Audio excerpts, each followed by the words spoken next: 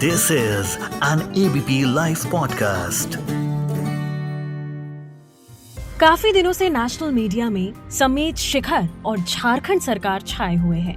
मुद्दा क्या है आपको पता ही लग गया, मगर क्यों है इस पर बात होगी। और इससे भी ज्यादा आज बात होगी समेत शिखर पर। आखिर क्या है समेत शिखर? ऐसा क्या खास है कि इसको लेकर आंदोलन चल रहा है? जानिए आज के FYI में, जहां मेरे साथ में जुड़ चुके हैं दीपक जैन, जिन्होंने जैनिज्म का अध्ययन किया है और रिसर्च किया है, और जिनसे आज हम जैनों के स्थल के बारे में गहराई से जान पाएंगे। हेलो, मैं मानसी हूँ आपके साथ ABP लाइव पॉडकास्ट पर लेकर के FYI। Thank you so much Deepak Jain हमारे साथ जुड़ने के लिए ABP लाइव पॉडकास्ट पर। समेत शिखर को पर्यटन स्थल बनाने को लेकर काफी समय से विवाद चल रहा था। केंद्र सरकार ने गुरुवार को 3 साल पहले जारी अपना आदेश वापस ले लिया है। केंद्रीय पर्यावरण मंत्रालय की ओर से जारी नोटिफिकेशन में सभी पर्यटन और इको टूरिज्म एक्टिविटी पर रोक लगाने के निर्देश दिए गए हैं। राज्य सरकार ने 2021 में समेत शिखर को धार्मिक पर्यटन स्थल बनाने का नोटिफिकेशन जारी किया था। इसके लिए राज्य सरकार को अब समेत शिखर को पर्यटन क्षेत्र से बाहर करने के लिए अधिसूचना में संशोधन करना होगा या फिर उसे रद्द करना होगा, तभी समेत शिखर 2019 से पहले की स्थिति में आ सकेगा। समेत शिखर जी क्या है, किस लिए ये मशहूर है? समेत शिखर एक निर्माण स्थली के रूप में मशहूर है, क्योंकि जैनों में जो विविध पंथ चलते हैं, एक सामान्य दृष्टि से मैं बात कर रहा हूँ, वहाँ सभी का अपना अपना एक अलग महत्व है। मूल महत्व इतना ही है कि वो निर्माण स्थली के रूप में पूज्य है, क्योंकि 20 तीर्थंकरों को तो हम गिनाते हैं, लेकिन वहाँ से अनंत हमारे तीर्थंकर भगवानों ने मोक्ष प्राप्त किया है, निर्वाण धाम को प्राप्त किया है, मोक्ष धाम को प्राप्त किया है। इसलिए वह एक सिद्ध भूमि, शाश्वत भूमि है। इसलिए वह हमारी पवित्रता का बहुत बड़ा आधार है और जैनों का, हम लोगों का गौरव है। और जैसे एक बालक के लिए अपनी माँ का सम्मान अपनी जान से ज्यादा प्यारा होता है, प्राणों की बलि देकर के भी वह अपनी माँ के सम्मान में खड़ा रहता है, तत्पर रहता है। ठीक वैसे ही हम सब के लिए एक उसी रूप में इसका एक महत्व है कि जैन धर्म का जो विशेष महत्व समेत शिखर के पीछे जोड़ा हुआ है, वो इतना ही है कि ये निर्माण भूमि है और यहाँ से हमारे अनंत तीर्थंकर भगवंतों ने निर्माण को प्राप्त किया है। सालाना शायद ही कोई ऐसा जैन व्यक्ति होगा जो वहाँ जाके दर्शनार्थ ना जाता हो या वहाँ जाने की भावना ना रखता हो। उसका कारण सिर्फ इतना है कि जैसे उन्होंने वहाँ जाके आराधना करके मोक्ष प्राप्त किया है, हम भी उनकी चरण वंदना करते हुए आपके समान मोक्ष को प्राप्त करें। ये इसका धार्मिक महत्व है। जी जी जी। इसके इतिहास के बारे में बात करना चाहेंगे, आखिर कब बना, कहाँ पर ये स्थित है? क्योंकि मूलतः तो ये शाश्वत भूमि है और शाश्वत का मतलब ये होता है कि इसका कोई प्रारब्ध नहीं, अनादि अनंत है जैन धर्म की मूल दृष्टि से। लेकिन जब हम समय के हिसाब से बात करते हैं तो इसका एक कथन मैंने जो सुना है, छोटे रूप में यह भूखंड जो वहाँ पे झारखंड, वहाँ पे गिरिडीह रूप में स्थापित था, तो एक हमारे जैन धर्म के एक जो सेठ व्यक्ति, उन लोगों ने उस पहाड़ को कुछ राशि दे करके उस समय अपने अंडर में ले लिया था, मतलब खरीद लिया था। तब से ये लेकर के आज तक अनवरत रूप से, तो कहने का मतलब ये कि वो मतलब आज से बहुत लंबे समय पहले उसको खरीद लिया गया था। तो उस दृष्टि से भी चूंकि पहले राष्ट्रीय शासन चला करते थे, आज चूंकि इस तरह से हमारी व्यवस्थाएं शासन के आधार से हो गई हैं, तो उस समय उसको एक व्यवस्थित दर्जे में, व्यवस्थित मानदंडों के आधार से उसको खरीद लिया गया था। तो इस दृष्टि से वो जैनों का ही है और जैनों का ही होना चाहिए, क्योंकि 20 तीर्थंकर भी मोक्ष गए हैं और आज तक लोग उसको पूछते आए हैं। तो मैं नहीं मानता हूँ कि शायद वहाँ अन्य किसी का कुछ होना चाहिए। बहुत सारे लोगों को इस स्थल के बारे में नहीं पता, इसकी खूबसूरती के बारे में, यहाँ पे सुकून के बारे में, क्या कुछ है यहाँ पर, कितने किलोमीटर में फैला है, अगर आप इसके बारे में कुछ बता सके। बिल्कुल बिल्कुल, करीब 24 से 27 किलोमीटर की दूरी में फैला हुआ एक विस्तृत तीर्थ क्षेत्र है और मूलतः पार्श्वनाथ भगवान के जो हमारे 23वें तीर्थंकर है, उनकी निर्वाण स्थली के रूप में ये माना जाता है। पार्श्वनाथ क्षेत्र के रूप में भी इसको हम कहते हैं। तो अगर आप इनके बारे में बता सके। हाँ, जैन धर्म में जो 24 तीर्थंकर हैं, उनमें से 23वें तीर्थंकर का नाम है भगवान पार्श्वनाथ। ओके। और पार्श्वनाथ भगवान का एक विशेष महत्व, चूंकि संपूर्ण जैन सब, वैसे तो सभी भगवान का महत्व बराबर है, लेकिन जो कहते हैं कि चाहे आत्मिक शांति की दृष्टि से कहें या अपनी रुचि से कहें, तो पार्श्वनाथ भगवान का एक विशेष महत्व लोगों में, जनमानस में दिखाई देता है। और सामान्यतः जैसे 24 तीर्थंकर तो हम जानते हैं, आम जन जो है कि अन्य वर्ग के लोग, अन्य समुदाय के भी जो हमारे भाई बंधु हैं, तो वो लोग जो जानते हैं वो 24 में से किन्हीं चुने तीर्थंकरों को जानते हैं। आदिनाथ, महावीर, पार्श्वनाथ, नेमिनाथ, इनके अलावा नहीं जानते। तो जो मतलब एक प्रसिद्ध व्यक्ति होते हैं, तो ऐसे भगवान पार्श्वनाथ का एक विशेष महत्व है और उनके जीवन से संबंधित भी विशेष घटनाएं हैं।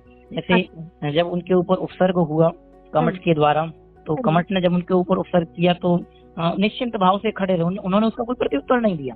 तो ये मतलब हमारे गौरव की बातें हैं कि किस तरह से हमारे मुनियों ने उपसर्गों को सहा है और किस तरह से अपने जीवन की साधना को संजोया है और निर्वाण धाम को प्राप्त किया। ये सारी बातें अपने आप में प्रेरक हैं और जीवन में मैं ऐसा मानता हूँ कि मानसिक शांति का विशेष महत्व है और मेरा ऐसा मानना है कि इन पवित्र क्षेत्रों पर जाके मानसिक शांति का वेदन होता है, इसलिए मानसिक संतुलन और शांति को प्राप्त करने के लिए इन क्षेत्रों का विशेष महत्व है। मैं इनकी मान्यताओं के बारे में पढ़ रही थी। श्रद्धालुओं में तो इस तरह से होती है जैसे गुरुओं के चरणों की रज प्राप्त हो जाए तो जीवन धन्य हो जाता है। जी जी। ऐसे ही यहाँ कहते हैं कि एक बार बंदे जो कोई ताही नरक सुगति नहीं हुई, जो व्यक्ति एक बार इस क्षेत्र की या इन जैसे क्षेत्रों की वंदना कर लेता तो उसका जीवन धन्य हो जाता है। हमारे यहाँ 4 गतियां मानी गई हैं, मनुष्य गति, देव गति, नरक गति, त्रियंच गति।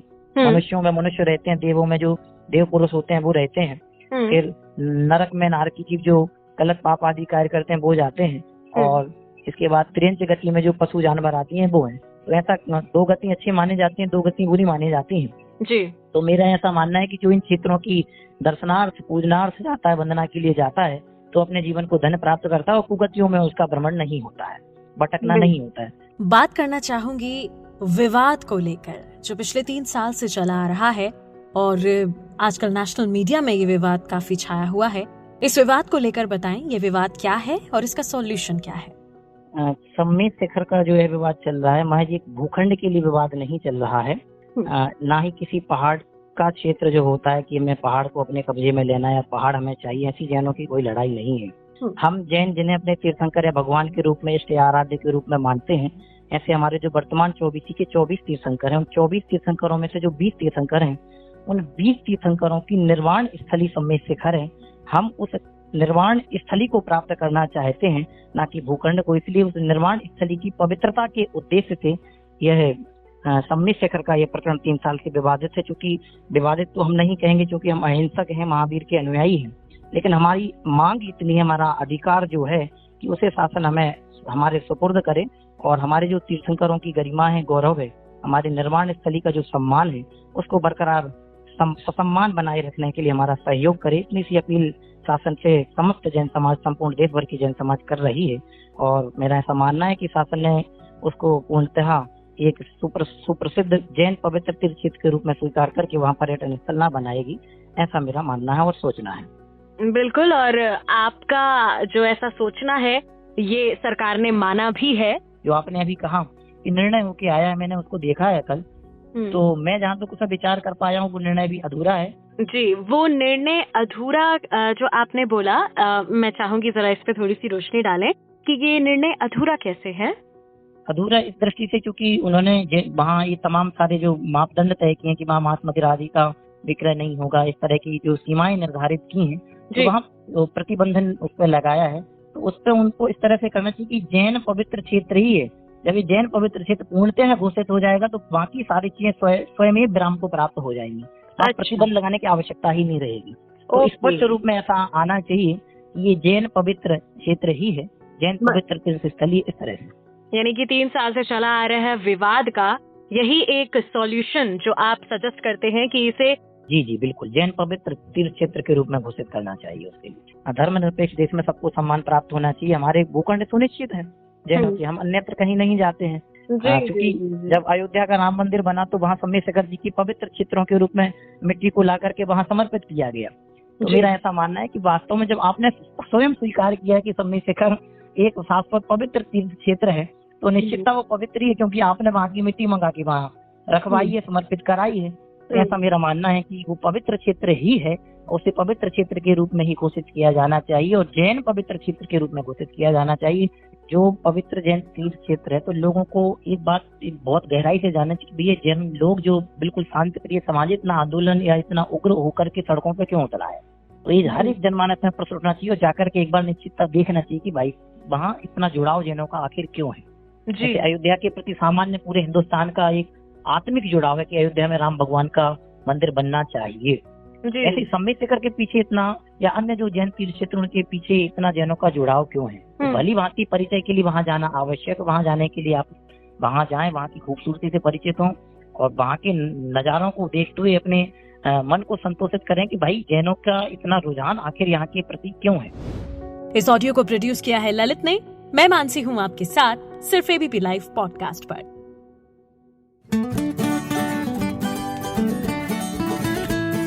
This is an ABP Life podcast.